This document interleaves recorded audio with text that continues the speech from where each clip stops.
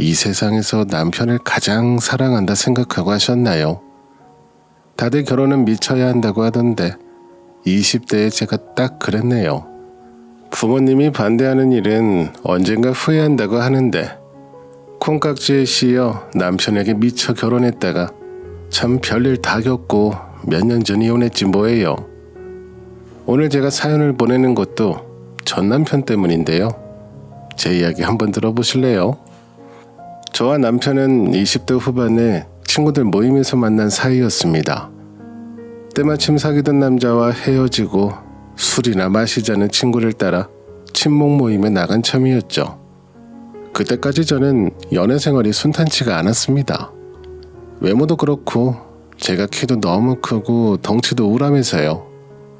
살이 찐 건 아닌데 뼈대가 커서 그런지 저희 집안이 모두 다 체구가 좋거든요. 맏며느리감이라고 어려서부터 많이 들어오긴 했지만 아니 며느리도 결혼을 해야 하는 거고 그러려면 연애를 해야 하는데 항상 이런 식으로 연애 마무리가 거지같이 끝나니 내 자신이 철량맞고 자존감은 바닥 끝까지 주저앉아 버렸죠. 그렇게 술 먹고 다 잊자고 나간 자리였는데 그때 만난 남편이 동갑 친구니까 말 놓고 친하게 지내자며 적극적으로 구애를 했어요. 덩치도 크고 곰 같은 남자라서 제 눈에는 차지 않았는데 엄청 헌신적으로 맞춰주며 잘하더라고요. 자기한테 목매며 잘해주는 남자 마다할 여자가 어디 있을까요? 본격적으로 교제를 시작할 때 저는 이미 세무사 사무실에 사무직으로 일을 하고 있었고 남자친구는 취업 준비를 하고 있었어요. 문제는 남자친구가 고등학교만 졸업해서 어디 회사에 지원을 해도 서류 통과도 못하는 일이 자꾸 일어났다는 거예요. 그 당시 남자친구가 얼마나 신세한탄을 많이 했는지 몰라요. 사귄 지 1년이 넘고 저희 친정아빠가 그 사실을 알고 얼마나 실망하시던지 아빠는 저보다 부족한 남자는 만나지 않았으면 하신 거죠. 아직 20대였고 앞일은 모르는 거라 말씀드렸지만 남자친구가 자신의 부족함을 깨닫고 적극적으로 사는 자세가 없다며 탐탁지 않아 하셨어요. 남자는 남자가 봐야 하고 세월에 연륜이 있는 아빠의 평가를 그때는 왜 몰랐을까요?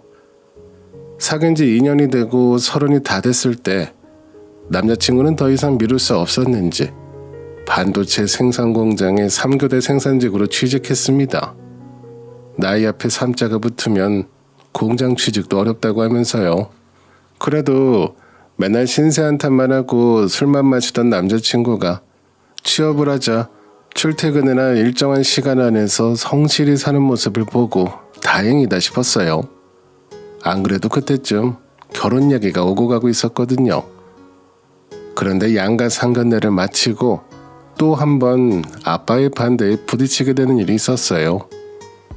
저는 엄마가 중학교 때 유방암으로 돌아가시고 저와 남동생, 아빠 이렇게 딱 세 식구였고 남편도 아버지가 일찍 돌아가시고 엄마, 여동생, 남자친구 이렇게 세 식구였거든요.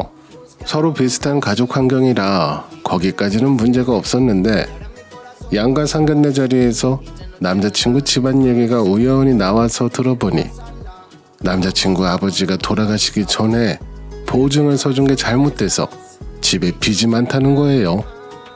여동생은 아직 고등학생이고 어머니는 가끔 마트에서 알바를 하시는 상태라 남자친구가 유일하게 돈을 버는 가장이라면서요. 이 세상에 딸 가진 아버지라면 아마 고생길이 훤히 보이는 이런 집안에 시집 보내고 싶어하는 사람이 어디 있을까요? 아빠는 남자친구의 게으르고 안일한 성격도 싫고 빚이 많은 시댁도 싫다며 제게 결혼 얘기 자체를 물으라고 하셨어요. 그냥 연애만 했다 하고 관계 정리하라고요. 하지만 30을 앞두고 어디 가서 이렇게 저를 절절하게 사랑해줄 남자를 만날까 싶더라고요. 지금 와서 생각하면 30도 엄청 애기인데 그때는 여자로서의 자신감도 낮아지고 인생이 끝나나 싶었다니까요. 그러던 차에 하늘이 어떻게든 이 남자와 엮고 싶었는지 제 딸아이가 뱃속에 잉태된 거예요. 아빠 반대에 결혼이 엎어져서 헤어질 마당이었는데 속도 위반을 하는 신의 한 수에 남자친구와 저는 너무 행복하고 좋아서 부둥켜 안고 엉엉 울었답니다. 그렇게 우여곡절 끝에 무사히 결혼을 했어요. 비록 아빠도 제 남동생도 환영하지 않는 결혼이었지만 저는 인생의 이 남자가 마지막 사랑이다 철석같이 믿고 겁도 없이 시댁에서의 결혼 생활을 시작했습니다. 사실 저희 아버지는 수원에서도 세 손가락 안에 드는 한정식집을 운영하셨어요. 전국에 지점도 여러 개 있는 이름만 대도 알만한 가게였습니다. 아빠는 제가 홀몸도 아니고 시댁 형편이 어려운 걸 알아서 신혼집이나 혼수를 뭐든 해주려고 하셨거든요. 하지만 결혼할 때 아버지 도움 없이 시작할 마음이었고 굳이 친정에 돈이 많다는 걸 말하고 싶지 않더라고요. 그때 저와 남편이 돈을 버는 게 적지 않았고 어차피 육아는 시어머니가 필요한 일이라서 당연히 시댁에서 산다고만 생각했어요. 아빠가 반대한 결혼이라 도움받는 것도 죄송했고요. 그렇게 딸아이를 낳고 살다 보니 3년이라는 시간이 어떻게 지나간지도 모르게 흘렀고 별탈 없이 무난하고 행복하게 산다고 생각하던 때였습니다. 결혼 3주년이 되던 어느 날 남편의 그 성질머리가 폭발하는 사건이 일어나기 전까지는요. 그날은 저와 남편이 늦은 시간까지 거실에서 TV를 보고 있었고 시어머니가 딸을 데리고 먼저 주무시고 있었어요. 그때 남편이 그러더라고요. 이제 3교대 근무도 3년째 하니까 인이 박혀선지 아무렇지도 않네. 사람은 역시 적응의 동물인가 봐. 처음 반년은 교대 근무 적응한다고 죽는 줄 알았다니까. 그래서 저도 적당히 맞춰줬죠. 그러니까 당신 초반에 얼마나 힘들어했어. 나 입덧할 때 자기는 일이 힘들어서 같이 토했잖아. 같이 입덧하는 줄 알고 얼마나 놀랐었는지. 에휴, 돈 벌어야 하니까 벌 수 있나? 당신은 임신했지. 집에 빚은 있고 내 동생 대학 입학도 앞두고 있는데 어떻게 해? 가장이란 어깨가 무거운 법이요. 당신도 임신하고 막달까지 세무사 사무실 근무하고 너무 고생했어. 아니야, 내가 뭘. 우리 천사 같은 딸이 태어났으니 힘든 거 다 없어진 걸로 해. 나 지금 너무 행복하다니까. 그러자 남편이 뭔가 감동을 받았는지 제 손을 꽉 잡으며 그 역경을 헤치고 여기까지 왔으니 우리 더 행복해지자. 당신이랑 나랑 둘이 개고생하면서 빚도 다 갚고 진짜 생각만 해도 눈물 난다고. 남편과 이런저런 얘기를 하면서 TV 채널을 돌리던 그때 지역 방송에서 우연찮게 아버지가 인터뷰하는 모습이 나왔습니다. 아니 저거 장인어른 아니셔?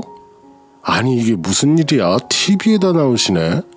완전 신기하다. 한정식 고마 대표 신기석. 요식업계의 신화?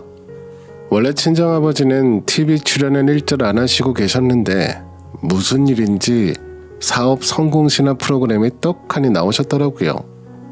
저야 워낙 아빠가 요식업계에서 성공한 분이라는 걸 충분히 알고 있었기에 별로 놀랄 것도 없었지만 남편은 결혼하고 장인의 사업에 대해 자세히 알게 된 건 처음이라 놀란 입을 다물지 못하더군요. 그도 그럴 것이 결혼 전부터 여태까지 아빠가 식당 한다고 남편과 같이 갔을 때 작은 분점들만 봤지 300평이 넘는 본점이나 회사 건물을 보지 못했거든요. 제가 일부러 남편을 안 데려간 것도 있었지만요. 남편은 그저 아빠랑 남동생이 유명 식당의 작은 분점 정도를 인수해서 운영하고 있고 고생하는구나 하고 알고 있었어요. 근데 TV에 나오니까 남편이 엄청 놀란 것 같더라고요. 지금 이 프로그램에서 나오는 저 한식당 브랜드가 장인어른 거라고? 장인어른이 저기 대표고 처남이 부대표라고? 내가 듣고 보는 게 사실이야? 이거 몰래카메라 이런 거 아니지? 그쯤 되니 저도 모른 척 있을 수가 없었죠. 이게 무슨 몰래카메라야. 누가 방송국까지 섭외해서 이런 일을 벌여. 맞아. 우리 아빠 저 식당 오너야. 운영한 지는 30년이 넘으셨고. 아니 여보, 저기 한식당 본점은 정재계 인물들이 많이 오기로 유명한 곳이잖아. 잠깐만. 내가 장인어른 가게라고 갔던 데는 작고 손님도 적은 분점이었는데 이게 어떻게 된 일이야? 아이 그냥 자기랑 같이 아빠 만나러 갈 때마다 그 가게에 계신다고 하셔서 본점 갈 일이 없었지. 뭐? 그걸 말이라고 해? 그럼 여태 저 식당 대표가 아버님인 거 왜 말 안 했어? 나한테 일부러 숨긴 거야? 아이 숨긴 거라니 여보. 그냥 굳이 말할 필요가 없으니 안 했던 거지. 나랑 아빠 식당은 아무 관계가 없잖아. 그게 무슨 말도 안 되는 핑계야. 장인어른이 저렇게 요식업계 신하라고 TV까지 나오는 분인데 사위인 내가 모르는 게 말이 돼? 왜 나한테 자기 집안 못 사는 척 했어? 못 사는 척이라니. 내가 언제 친정 못 산다고 했어? 그런 말 한 적 없어. 진짜 기가 막히고 억울하고. 이렇게 잘 사는 집이면서 여태 어떻게 한마디도 안 하고. 우리 몇 년간 개고생은 왜 했으며. 당신 진짜 너무하네. 그게 무슨 말이야? 우리 고생한 거랑 아빠 식당이 무슨 관계가 있는데? 당연히 장인어른이 저렇게 부자고 잘 사시는데 우리 결혼이나 집안에 도움받을 수 있는 거잖아. 나는 그것도 모르고 얼마나 고생하며 살았는데 진짜 너무 억울하네 갑자기. 나를 감쪽같이 속여? 남편이 저렇게까지 정색을 하니까 저도 막 화가 나더라고요. 알면 뭐가 달라지는데. 아빠가 안 그래도 결혼 반대하는데 손까지 벌려봐. 아빠 덧볼 생각이 1도 없었고 지금도 없어.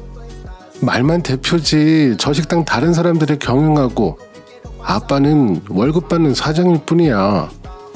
그러니까 도움이고 뭐고 꿈 깨. 그러자 남편이 코웃음을 치며 그걸 나보러 믿으라는 거야? 지금 TV에 저렇게 명명백백 나오고 있는데도? 아니 진짜야. 우리 친정집이랑 아빠 차랑 생각해봐. 그렇게 부자면 그런 집에 그런 차 타고 다니겠어? 저는 남편이 처가가 잘 사는데 내가 왜 그 고생하면서 돈 벌고 살았는지 모르겠다는 말을 듣자마자 어이가 없었어요. 혹시나 이런 일이 벌어질까봐 남편에게 비밀로 한 것도 있었기에 어떻게든 친정재산을 줄이려고 이런저런 변명을 했고요. 하긴 그렇기는 하지. 집도 25평 아파트에 처남이랑 사시고 차도 15년 넘는 모델이고 그 식당 대표고 부자라면 그렇게 살지 않겠지. 그건 또 그렇네. 여보 진짜야. 그러니까 우리 이 얘기 그만하자. 내가 직장을 왜 다녀? 학과는 왜 했고? 우리 아빠가 얼마나 딸바본데 그냥 시댁에 들어가게 했겠냐고. 진짜 재산이라고 할 게 없으니 그렇게 한 거야. 우리 아빠 나 끔찍하게 사랑하는 거 알지? 에휴, 듣고 보니 그렇네. 장인어른이 당신이라면 별도 따다 주실 분인데 당신 말이 맞겠다. 나 진짜 눈 돌아갈 뻔했어. 여기 지금 뒤엎을 뻔했다고. 그건 그렇고 장인어른은 저런 식당 창업하고도 돈 못 벌어서 어떻게 하나. 마음 짠해지려 하네. 사업이란 게 다 그렇대. 창업할 때 여기저기 돈도 빌리고 연관된 사람도 많으니 자기 돈이 얼마나 있겠어. 그런가 보다 해. 직장인이 최고야. 그러니까 직장인들은 내일 출근하게 이만 자자고 한 번에 고비를 넘기고 등 뒤로 식은땀이 흐르는데 남편이 돈에 대한 열망과 집착이 엄청나다는 것을 새삼 깨달았네요. 그리고 친정재산이 많고 제 앞으로 아빠가 남겨주시려는 재산이 있다는 걸 알면 난리 나겠구나 싶었고요. 평소에도 로또 당첨되면 배짱이처럼 살겠다는 말을 입에 달고 사는 사람인데 친정재산 알면 어떻게 나올지 뻔했거든요. 그 후 아버지와 남동생에게 친정재산이나 식당 이야기는 하지도 말라고 입단속을 시켰습니다. 그리고 남편에게 딱히 더 변명할 것도 없는 것이 친정 식구들이 워낙 알뜰하고 검소해서 TV에 보도된 요식업계의 큰손으로 보이지 않았기에 그때는 그냥 단순한 해프닝으로 넘어갔어요. 부부가 결혼을 하고 살면 못 볼 걸 다 보고 단점이 한가득 보인다더니 나이 40이 넘으니 남편의 돈에 대한 집착은 줄어들지 않고 더해지더라고요. 돈이 많아서 집착하는 것도 아니고 저보다도 월급을 훨씬 적게 벌면서 자기 돈 버는 거에 생색을 내고 생활비 아끼라는 둥 하는 꼴을 보는데 그나마 남아있던 천년의 사랑도 식을 판이었습니다. 당신 요즘 회사에 무슨 일 있어? 왜 이렇게 술을 자주 마셔? 우리 딸 이제 중학생이야. 사춘기라고. 자기 아빠가 이렇게 술에 쩔어 사는 거 보면 아주 좋아하겠다. 왜 그러는 건데? 40대 넘었다고 40춘기 왔니? 에이, 당신은 몰라. 젊은 후배놈들은 치고 올라오지. 가방끈 짧은 나는 얼마나 불안한지 알아? 연차로 어떻게든 버티고 사무직으로 갔지만 그래도 자기 잘났다고 젊은 것들이 얼마나 무시하는데. 어디든 다 그래. 나라고 안 그럴 것 같아? 나도 사무장이라고 하지만 요즘 젊은 직원들은 왜 그렇게 해야 하는지 납득이 안 되면 절대 뭘 안 해. 선배고 상사고 논리가 받쳐주지 않으면 안 되는 시대야. 그래도 여기까지 버텼잖아. 참아. 우리 딸 대학 가고 하려면 아직 5년은 남았어. 그래도 너무 힘들다. 내가 무슨 돈 벌어오는 기계도 아니고 어디서 돈벼락 맞으면 얼마나 좋을까. 저기요, 박석대 씨. 행여나 횡재수 꿈꾸지 말고 지금 그대로 사세요. 배부른 소리 마시고요. 그러니까 나중을 위해서라도 야간 대학이라도 다니라고 했잖아. 내 말 안 듣고 나태하게 사니까 후배들한테 밀리는 거 아니야. 속상해 정말. 남편 회사는 하청 공장으로도 규모가 작았고 워낙 20대 젊은 인력들이 많이 일하는 곳이라서 사실 남편 나이까지 버티며 일하는 게 쉽지 않기는 했어요. 하지만 본인만 돈 버는 것도 아니고 저도 세무사 사무실 일이 많아 늘 힘이 드는데 본인 생각만 하고 이기적으로 찡찡거리고 집에 와서 대접받고 싶어서 큰 소리 칠 때면 저도 한계가 오더라고요. 특히 자기 월급 허투루 쓸까 싶어 전전긍긍하는 걸 보면 돈이라는 게 뭔데 사람을 저렇게 쫌생이로 만들까 하는 생각도 심각하게 하게 됐고요. 당신 내 친구 동준이 알지? 아, 왜 그 부모님 갈비집 이어받아서 그 식당 크게 한다던 친구 말이야. 알지. 예전에 살던 집에 자주 놀러 왔었던 친구 아니야? 그러고 보니 우리 이 아파트로 이사 오고 나서는 한 번도 안 왔네. 내가 못 본 지 5년 넘었지 않나? 아, 맞아. 그 녀석이 글쎄 주식으로 대박이 나서 떼돈을 벌었대. 어쩐지 요 근래 연락이 때마다 했더니 친구들 말 들어보니까 수익률이 장난이 아니래. 이제는 뭐 식당 사업도 뒷전이고 본격적으로 투자자로 나섰다고 하잖아. 인생 진짜 한방 플러스요. 나도 그렇게 살아야 하는데. 뭔 소리야. 남이 걸음지고 장에 간다고 당신까지 그런다는 게 말이 돼? 괜히 헛바람 들지 말고 가만히 계세요. 에이, 그뿐만이 아니야. 이번에 코인 완전 대상승장 왔었잖아. 초기에 투자했던 애들 전부 20배 이상 벌었다더라. 나도 그때 조금이나마 담아볼걸. 후회 막심이다. 전부 새 차 뽑고 집 사고 했다는데 나라는 놈은 허구한 날 간당간당한 모가지만 겨우 유지하고 있으니.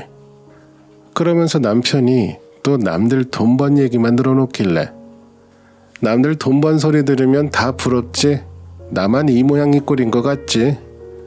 원래 돈 버는 자랑이 아니고 쓰는 자랑 하라고 했어. 우리 결혼하고 14년간 열심히 모으고 아껴서 시댁 빚도 갚고 비록 전세지만 좋은 동네로 이사도 오고 얼마나 대단해. 떼돈 번 그 사람들보다 우리가 더 대단한 거야. 모르겠어? 그러면 뭐해.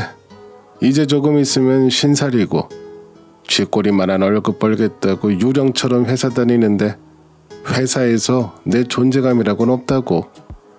곧 한 차례 구조조정이 있을 거라 하는데 권고사직이라도 당하면 다행이지. 난 바로 짐 싸서 나가라고 할 것 같아. 마음 같아서는 내가 먼저 퇴직서 내고 싶은데 그만두면 반백살 먹은 나를 누가 써주냐고. 그때가 한창 주식이나 코인이 상승장이니 뭐니 너도 나도 눈먼 돈에 관심이 있을 시기긴 했어요. 특히 40대 중반에 퇴직 위기에 처한 남편에게는 주변 사람들 얘기가 너무 꿈 같고 도피처 같은 느낌이었나 봐요. 한동안 얼마나 투자, 사업, 성공한 지인들 얘기를 하는지 모든 레퍼토리를 외울 지경이었습니다. 그러다 어느 날 평소에는 친정아버지랑 사이가 어색해서 친정 가는 걸 꺼려하는 남편이 자꾸 아빠 식당에 가자는 거 아니겠어요? 무슨 바람이 불었나 싶게요. 왜 갑자기 아빠 식당 가자는 거야? 그것도 본점에 가고 싶다고? 아니 그냥 장인어른 생신도 얼마 안 남았고 겸사겸사 우리 딸도 할아버지 볼 겸 외식도 할 겸 가보자는 거지. 당신 나랑 결혼하고 10년 넘게 아빠 생신 안 챙겼잖아. 그런데 갑자기 이렇게 챙긴다고? 무슨 꿍꿍이야? 에이, 꿍꿍이는 무슨. 사위가 장인어른 운영하는 식당 간다는데 그런 게 어딨겠어. 오랜만에 가족 나들이 가자고. 평소 시어머니 장인 생신이든 자기 생일이든 쓸데없이 생일 같은데 돈 쓰는 거 아니라고 하던 남편이 웬일로 친정아버지 생신을 챙긴다고 하니 믿기지 않았지만 남편 말로는 장인어른도 오라고 허락하셨다고 하길래 몇 번 가지도 않은 식당 본점으로 갔습니다. 아이고, 우리 손녀딸 왔어. 박서방 자네가 웬일로 내 생일을 챙긴다고 다 오고 해가 서쪽에서 뜨겠네. 장인어른도 참